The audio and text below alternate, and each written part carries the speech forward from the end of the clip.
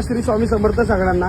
एका दादाची भाजी पडली आहे, टेम्पो इथं थांबलाय, त्याला अजून माहित पण नाही त्याची भाजी पडली आहे म्हणून. तो मागे गेलाय भाजी बघायला. तर आपल्याला कोणाचं नकोय दादा काय, तो आता येतोय, त्याला त्याची भाजी देऊन टाकू आपण.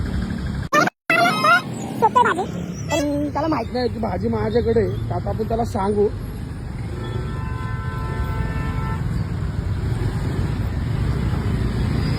आलाय जवळ, भाजी पडली ना, चला माझ्याकडे.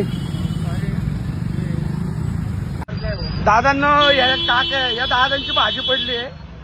काय किती रुपयाची भाजी दादा? हॉटेलची आहे ती असेल 1500-2000. 2000चं नुकसान होतं वाचले 2000चं. तुम्ही बघू शकता. आणि ते आहे आपल्याकडे.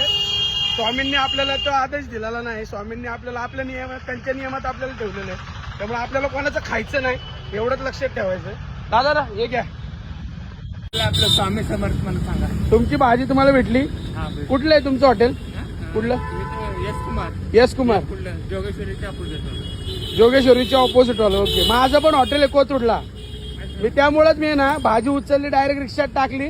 म्हणलं सापडले तर ठीक आहे, नाहीतर मग कुठल्या तरी भाजीवाल्याला देऊन टाकायची भाजी. मला तर वाटलं की ते दुसऱ्या भाजीवाल्याची असेल, पण जाऊ दे, तुमचं तुम्हाला भेटलं, धन्यवाद. श्री स्वामी समर्थ.